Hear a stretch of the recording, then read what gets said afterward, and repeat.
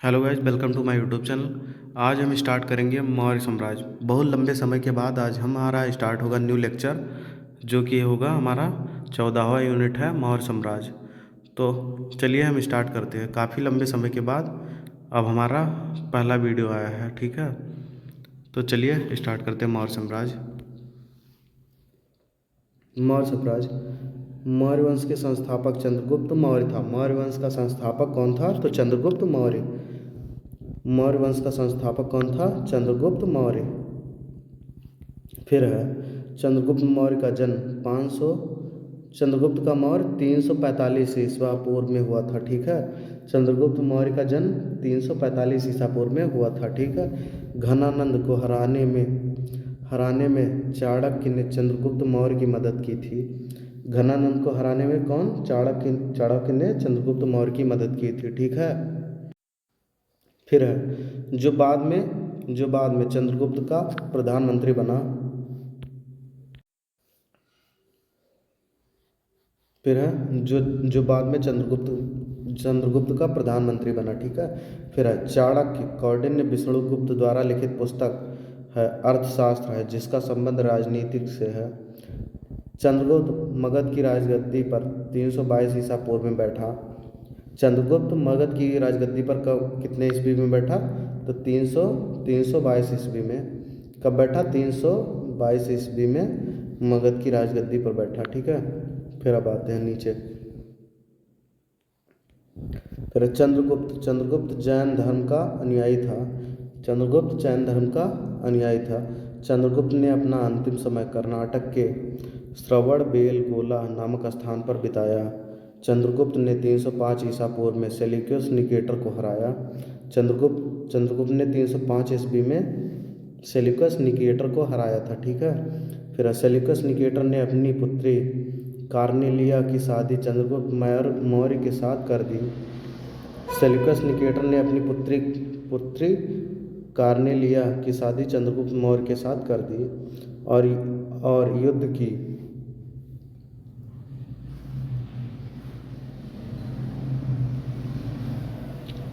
की संधि शर्तों के अनुसार 4 प्रांत काबुल, कंधार, हेरात एवं मकरान चंद्रगुप्त को दिए। चंद्रगुप्त मौर्य ने जैनी गुरु भद्रबाहु से जैन धर्म की दीक्षा ली थी। फिर मेगस्थनीज सेल्यूकस निकेटर का राजदूत था, जो चंद्रगुप्त के दरबार में रहता था। मेगस्थनीज सेल्यूकस निकेटर का राजदूत था, जो चंद्रगुप्त मौर्य के दरबार में रहता था, ठीक है। फिर मेगस्थनीज द्वारा लिखी गई पुस्तक इंडिका है। मेगस्थनीज द्वारा लिखित पुस्तक का नाम क्या है? तो इंडिका हमारा मेगस्थनीज द्वारा लिखी गई पुस्तक है, ठीक है। ये क्वेश्चन में पूछता है, बहुत ज़्यादा पूछता है क्वेश्चन में। इंडिका पुस्तक, ये क्वेश्चन पूछता है कि इंडिका पुस्तक किसने लिखा? तो मेगस्थनीज। फिर है चंद्रगुप्त मौर्य और सेल्यूकस के बीच हुए युद्ध का वर्णन एम्पियानस ने किया। फिर प्लूटार्क के अनुसार चंद्रगुप्त ने सेल्यूकस को 500 हाथी उपहार में दिए थे। फिर चंद्रगुप्त मौर्य की मृत्यु 298 ईसा पूर्व में श्रवणबेल गोला में उपवास द्वारा हुई। फिर बिंदुसार बिंदुसार अब आते हैं हम बिंदुसार पे। तो बिंदुसार है हमारा, ठीक है। बिंदुसार चंद्रगुप्त मौर्य का बिंदुसार हमारा, ठीक है। तो चलिए हम चलते हैं।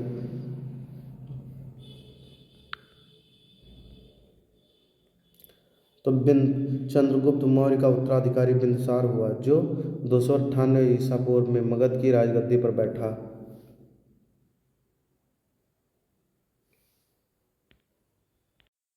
चंद्रगुप्त मौर्य का उत्तराधिकारी बिंदुसार हुआ, जो 298 ईसा पूर्व में मगध की राजगद्दी पर बैठा, ठीक है।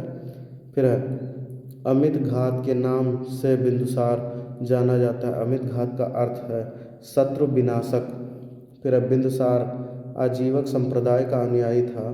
बिंदुसार आजीवक संप्रदाय का अनुयायी था। फिर वायु पुराण में बिंदुसार को भद्रसार या वायरसार कहा गया। वायु पुराण में बिंदुसार को भद्रसार या वायुसार कहा गया। फिर स्टैबो के अनुसार सीरियन नरेश एंटियोकस के ने बिंदुसार के दरबार में डाइमेकस नामक राजदूत भेजा। इसे ही मेगास्थनीज का उत्तराधिकारी माना जाता है। फिर है जैन ग्रंथों में बिंदुसार को सिंहसेन कहा गया। जैन ग्रंथों में बिंदुसार को सिंहसेन क्या कहा गया, तो सिंहसेन कहा गया। ठीक है। फिर है बिंदुसार के शासनकाल में तक्षशिला में हुए 2 विद्रोहों का वर्णन। इस विद्रोह को दबाने के लिए बिंदुसार ने पहले सुसीम को और बाद में अशोक को भेजा। फिर है एथिनियस के अनुसार बिंदुसार ने सीरिया के शासक एंटियोकस फर्स्ट से मदिरा, सूखे अंजीर एवं एक दार्शनिक भेजने का प्रार्थना की थी।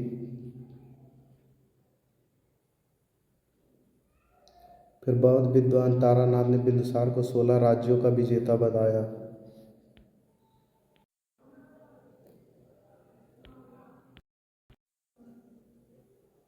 फिर आते हैं अशोक फिर अब बिंदुसार का उत्तराधिकारी अशोक महान हुआ, जो 269 ईसा पूर्व में मगध की राजगद्दी पर बैठा। राजगद्दी पर बैठने के समय अशोक ने अवंती का राजपाल था। मास्की एवं गुर्जरा अभिलेख में अशोक का नाम अशोक मिलता है। फिर नीचे आते हम। फिर पुराणों में अशोक को अशोक वर्धन कहा गया है। अशोक ने अपने अभिलेख के 8वें वर्ष लगभग 261 ईसा पूर्व में कलिंग पर आक्रमण किया और कलिंग की राजधानी तोसली पर अधिकार कर लिया। फिर प्लिनी का कथन है कि मिस्र का राजा फिलाहेप्टस टालमी सेकंड ने पाटलिपुत्र में डियानीसियस नाम का एक राजदूत भेजा था अशोक के दरबार में। फिर उपगुप्त नामक बौद्ध भिक्षु ने अशोक के बौद्ध धर्म की दीक्षा दी। फिर अशोक ने आजीविकों को रहने हेतु बराबर की पहाड़ियों में 4 गुफाओं का निर्माण करवाया, जिनका क्या नाम था। पहला है कर्ज, दूसरा चौपार, तीसरा सुदामा तथा विश्व झोपड़ी चौथा। फिर नोट में है अशोक के पौत्र दशरथ ने आजीविकों को नागार्जुन गुफा प्रदान की थी। अशोक की माता का नाम सुभद्रागी था। फिर अशोक ने बौद्ध धर्म के प्रचार के लिए अपने पुत्र महेंद्र एवं पुत्री संघमित्रा को श्रीलंका भेजा। अशोक जो बौद्ध धर्म के प्रसार के लिए अपने पुत्र महेंद्र और पुत्री संघमित्रा को श्रीलंका भेजा। ठीक है। फिर है भारत में शिलालेख का प्रचलन सर्वप्रथम अशोक ने किया। भारत में शिलालेख जो पत्थर पर लिखा जाता है, कुछ भी लिखा जाता था, तो अशोक ने ही किया था उसका प्रचलन। फिर आते हैं अशोक के शिलालेखों में ब्राह्मणी, खरोष्टी, ग्रीक एवं अरमाइक लिपि का प्रयोग हुआ है।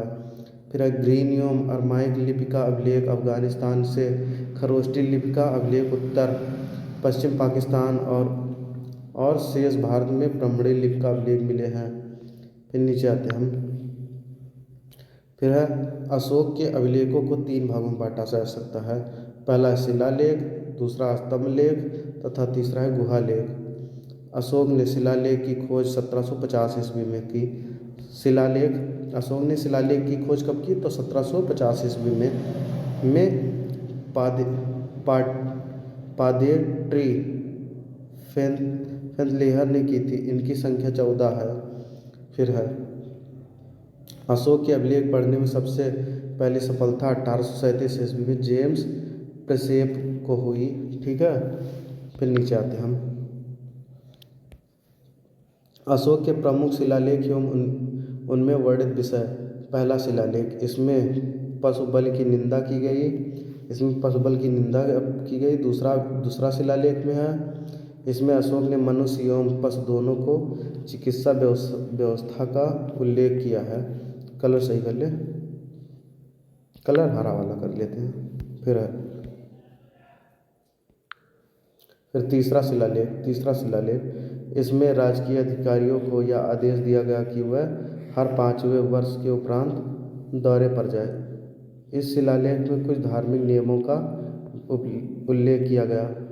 फिर है चौथा शिलालेख है, इस अभिलेख में भेरी घोष की जगह धम्म घोष की घोषणा की गई है। फिर है पांचवा शिलालेख। इस शिलालेख में धर्म महामात्रों की नियुक्ति के विषय में जानकारी मिलती है। फिर है छठा शिलालेख, इसमें आत्मनियंत्रण की शिक्षा दी गई है।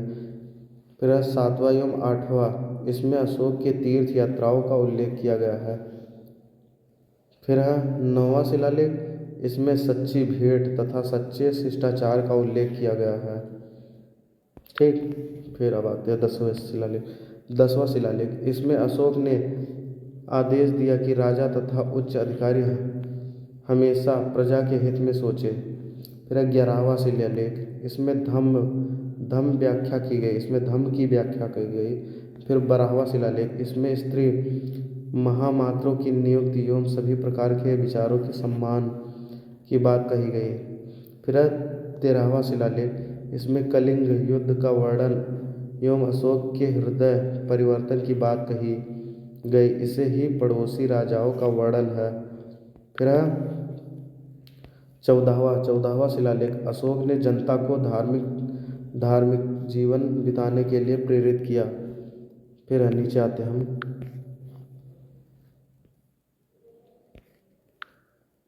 नीचे है अशोक के स्तंभ लेख की संख्या 7 है, जो केवल ब्राह्मणी लिपि में लिखी गई है। यह 6 अलग अलग स्थानों से प्राप्त किए गए। तो पहला प्राप्त स्तंभ लेख, यह पहले कौशाम्बी में स्थित था। इस स्तंभ लेख में अकबर ने इलाहाबाद के किले में स्थापित करवाया। ठीक है। फिर दूसरा है दिल्ली टोपरा। यह स्तंभ लेख फिरोजा शाह तुगलक के द्वारा टोपरा से दिल्ली लाया गया। फिर है तीसरा दिल्ली मेरठ। पहले मेरठ में स्थित यह स्तंभ लेख फिरोजा शाह द्वारा दिल्ली लाया गया है। फिर है चौथा है रामपुरवा। यह स्तंभ लेख चंपारण बिहार में स्थापित है। इसकी खोज 1872 ईस्वी में कार्लायल ने की। फिर है पांचवा है लौरिया अरेराज, चंपारण बिहार में। फिर है छठवा है लौरिया नंदगढ़, चंपारण बिहार में। इस स्तंभ पर मोर का चिन्ह बना है। फिर है कौशाम्बी अभिलेख को रानी का अभिलेख कहा गया जाता है। अशोक का सबसे छोटा स्तंभ लेख रुम्यदेई है। इसमें लुम्बिनी में धम्म यात्रा के दौरान अशोक द्वारा भू राजस्व द्वारा दर घटा देने की घोषणा की गई। अशोक का 7वां अभिलेख सबसे लंबा है। ठीक है, अशोक का 7वां अभिलेख सबसे लंबा है। फिर है प्रथम पृथक शिलालेख में यह घोषणा है कि सभी मनुष्य मेरे बच्चे हैं। अशोक का सार ए कुन्ना कंदहार अभिलेख ग्रीक एवं आर्मेनिक भाषाओं में प्राप्त हुआ है। फिर है साम्राज्य में मुख्यमंत्री एवं पुरोहित की नियुक्ति के पूर्व इनके चरित्र को काफ़ी जांचा परखा जाता था, जिससे उपदा परीक्षण कहा जाता था। फिर है सम्राट की सहायता के लिए एक मंत्रि परिषद होती थी, जिसमें सदस्यों की संख्या 12, 16 और 20 हुआ करती थी। ठीक है। फिर अब नीचे आ जाते हैं इधर वाला। फिर है मौर्य प्रांत और राजधानी। तो उत्तरापथ का तक्षशिला, अवंती राष्ट्र का उज्जैनी, कलिंग का तोसली, दक्षिणापथ का स्वर्णागिरी, प्रासी पूर्वी प्रांत पाटलिपुत्र। फिर अब आते हैं हम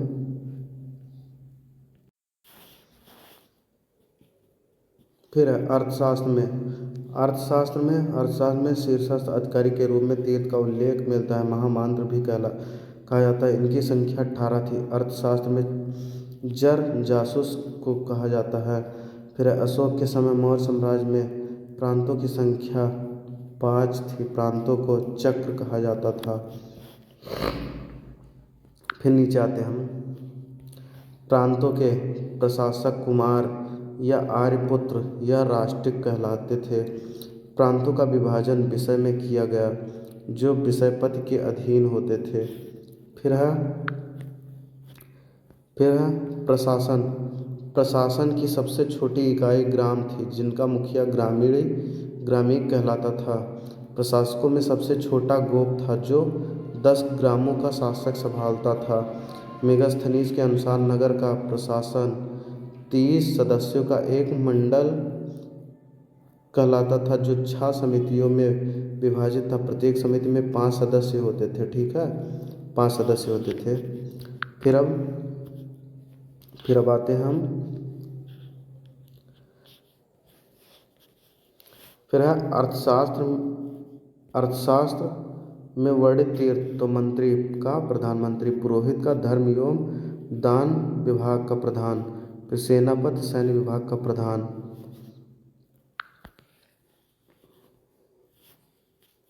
सेनापति सैन्य विभाग का प्रधान, फिर है युवराज राजपुत्र, द्वारिक राजकीय द्वार रक्षक, अंतवंदित अंतपुर के अध्यक्ष, फिर है 7वां है समाहर्ता आय का संग्रहकर्ता, संधाता राजकीय कोष का अध्यक्ष, प्रशासता कारागार का अध्यक्ष, प्रदेशित कमिश्नर पौर नगर का कोतवाल, फिर है व्यवहारिक एवं प्रमुख न्यायाधीश, फिर 13वां है नायक नगर रक्षा की अध्यक्षता, कर्मांकित उद्योग एवं कारखानों का अध्यक्ष, मंत्रि परिषद अध्यक्ष, फिर है दंडपाल 16वां दंडपाल सेना का समाज एकत्र करने वाला, फिर है दुर्गपाल दुर्ग रक्षक, अंतपाल सीमावर्ती दुग्धों का रक्षक। फिर अब आते हैं हम नीचे आते हैं, फिर अब बिक्री कर के रूप में मूल्य का 10वां भाग वसूला जाता था। इसे बचाने वालों को मृत्यु दंड दिया जाता था। ठीक है, जो बिक्री कर के रूप में मूल्य का 10वां भाग वसूला जाता था, जो इसे बचा लेता था, इसे मृत्यु दंड तुरंत दे दिया जाता था। ठीक है, फिर है मेगास्थनीज के अनुसार एग्रोनोमाई मार्ग निर्माण अधिकारी था। फिर नीचे आते हैं, अरिस्टन के अनुसार चंद्रगुप्त मौर्य की सेना में लगभग 50,000 अश्वारोही सैनिक और 9,000 हाथी एवं 8,000 रथ थे। फिर है प्लूटार्क जस्टिन के अनुसार चंद्रगुप्त ने नंदों की पैदल सेना में 3 गुनी अधिक संख्या में अर्थात 60,000 आदमियों को लेकर संपूर्ण उत्तर भारत में रौंद डाला था। फिर है युद्ध क्षेत्र में सेना का नेतृत्व करने वाला अधिकारी नायक कहलाता था। फिर है सैन्य विभाग का सबसे बड़ा अधिकारी सेनापति होता था। सैन्य विभाग का सबसे बड़ा अधिकारी कौन होता था? तो सेनापति। फिर अब आते हैं हम, फिर ऊपर वाला देख लेते हैं हम, प्रशासनिक समिति एवं उनके कार्य। समिति और कार्य। प्रथम उद्योग एवं शिल्प कार्य का निरीक्षक, द्वितीय विदेशियों की देखरेख, तृतीय जनमरण का विवरण रखना, चतुर्थ व्यापार एवं वाणिज्य का देखभाल, पंचम निर्मित वस्तुओं का विक्रय का निरीक्षण, फर्स्ट बिक्री पर वसूल करना। ठीक है,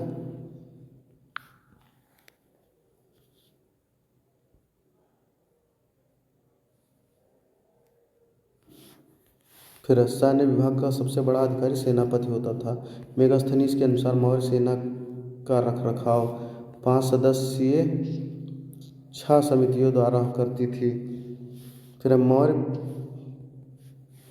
मौर्य प्रशासन में गुप्तचर विभाग महामात्य सर्प नामक आत्म के अधीन था। फिर है सैन्य समिति एवं उनके कार्य। समिति और कार्य।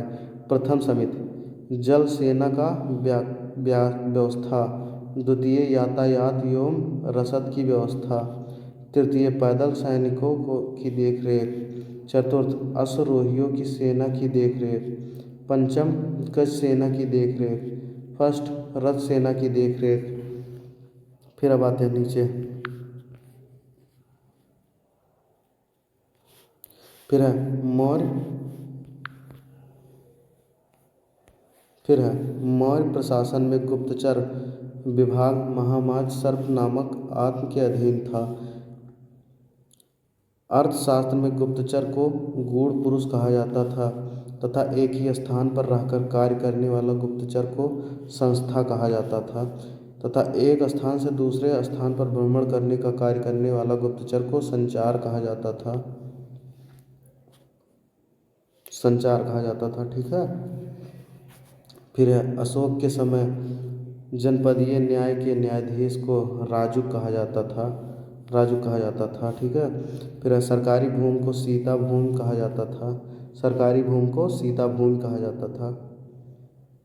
फिर है बिना वर्षा की अच्छी खेती होने वाली भूमि को अदेव मातृक कहा जाता था। फिर नीचे है मेगास्थनीज ने भारतीय समाज को 7 वर्गों में विभाजित किया है। पहला है दार्शनिक, दूसरा है किसान, तीसरा अहीर, चौथा कारीगर, पांचवा सैनिक, छठवां निरीक्षक एवं सातवां सभासद। फिर है स्वतंत्र वैश्यावृत्ति को अपनाने वाली महिला रूपा जीवा कहलाती थी। फिर नंद वंश के विनाश करने में चंद्रगुप्त मौर्य ने कश्मीर के राजा प्रवर्तक की सहायता प्राप्त की थी। मौर्य शासन 137 वर्षों तक रहा। मौर्य शासन कितने वर्षों तक रहा? तो 137 वर्ष तक रहा। ठीक है। मौर्य शासक कब तक रहा? तो 137 वर्ष तक रहा। ठीक है। फिर